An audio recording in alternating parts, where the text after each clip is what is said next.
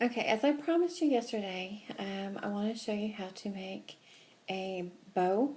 Um, they can be as big or as small as you like. They don't have to be, a certain size or anything. Obviously, if you've got a huge item, you don't want to have just a little bitty bow. So I would suggest, making it just a little bigger. So we're going to start with floral ribbon. Most of the time, it's best in the 18 to 22 gauge range. It's totally up to you. Um, I like mine just a little thicker because if I put it around something, I want to make sure that it's not going to go anywhere. And then I've got my little snippers. I've got my ribbon. Um, It's up to you what kind of ribbon you want to use. I may use either one of these. I'm not really sure which. And I've got my handy dandy whiskers that I use from my ribbon cutting. So, first of all, we're going to. This is my first time making a video, so y'all be sweet to me, please. Okay, first of all, you are going to get a piece of your wire. And that's right, I said wire. I'm from Oklahoma, and sometimes we throw a little oomph in there. Anyway, you want to cut like at least 12 inches, depending on what you have to put it around. And it's really easy just to snip and go.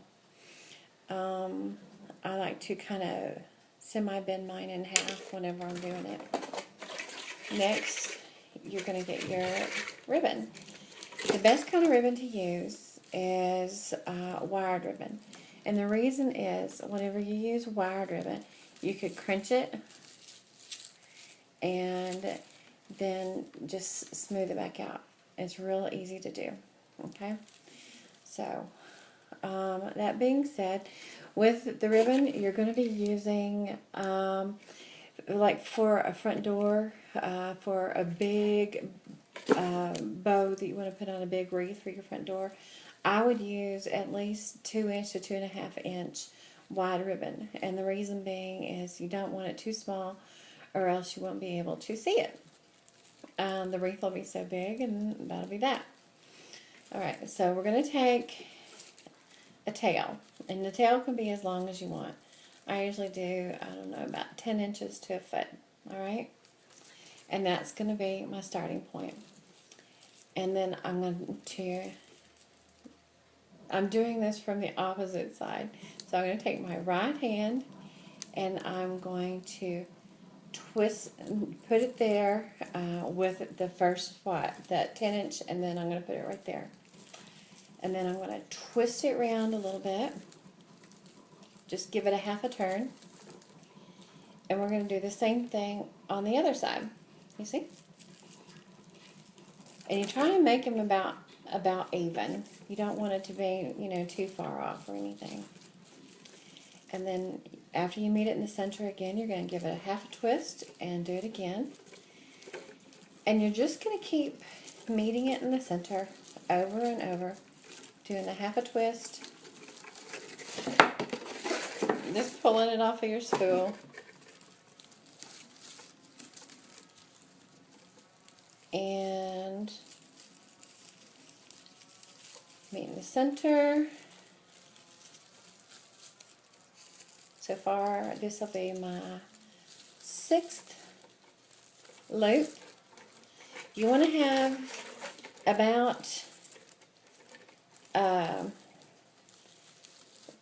5 to 8 on both sides of your twisty. Okay, so I've got 3 on either side. Easy. And keep twisting.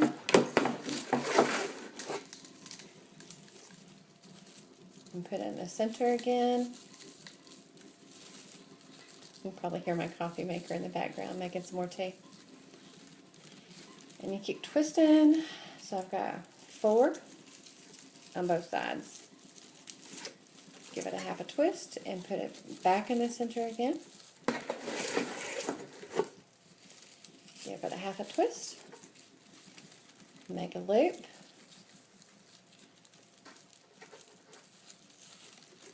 sometimes you have to be, they get a little persnickety, so you have to be able to show them who's boss, okay? And keep working with it. Nothing is ever foolproof, especially, you know, as far as crafts are concerned. So now I've got 1, 2, 3, 4, 5, 6. I'll go down here and make a 6th one for this side. I try not to fit my finger out to the left too much. I'm sorry. It's just me. And we're going to twist it again and meet in the center. Okay, now how many have I got? 1, 2, 4, 6, 7. I'm going to make 8. So twist it this side and bring it to the top.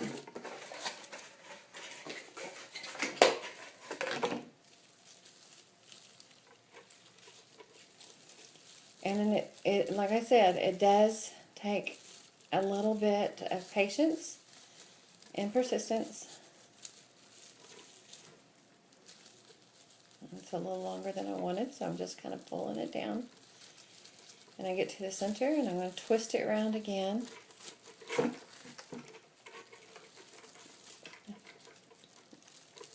And there we go. Now when you get to the center here, ooh, got just enough. When you get to the center there, what you're going to do is you're going to make a little mini loop. I don't know if you can see it or not.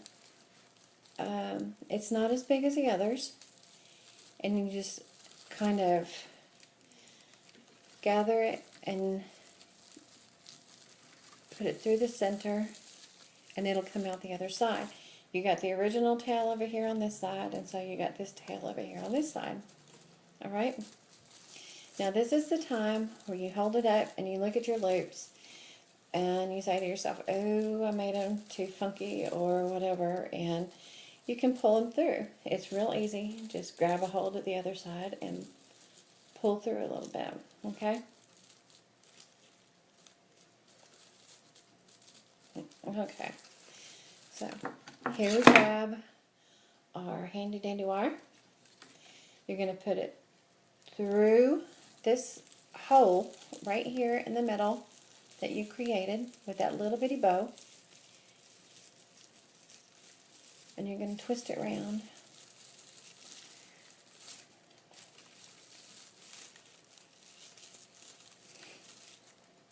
So when you do that, you're going to come out with a big old, it looks like a big old spidery mess, but it's not actually. And all you're going to do is poof them out to your desired locations. And the reason that you want to have, like I told you before, the reason that you want to have so many of the bows is that so it'll be more full. It'll be prettier that way too. It's coming together. It takes a little bit of effort.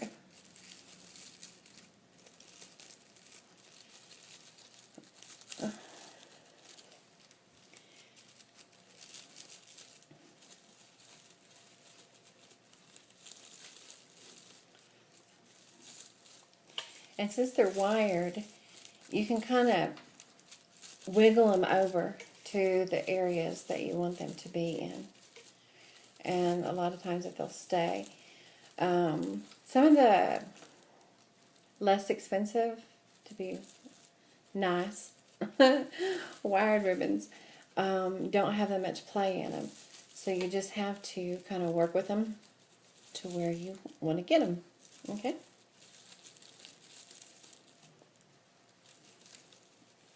This tail is giving me trouble laying down today. So, see, there you go. And I hope, well,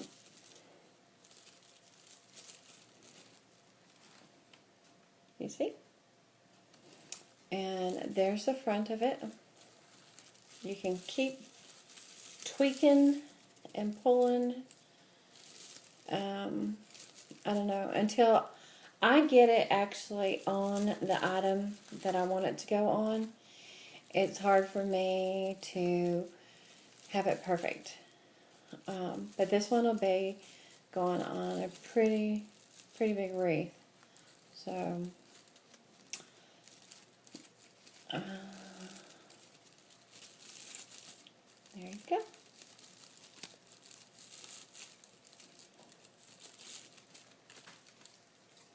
What do you think? Yeah? No. It's all poofy. Anyway, if you have any questions, please let me know.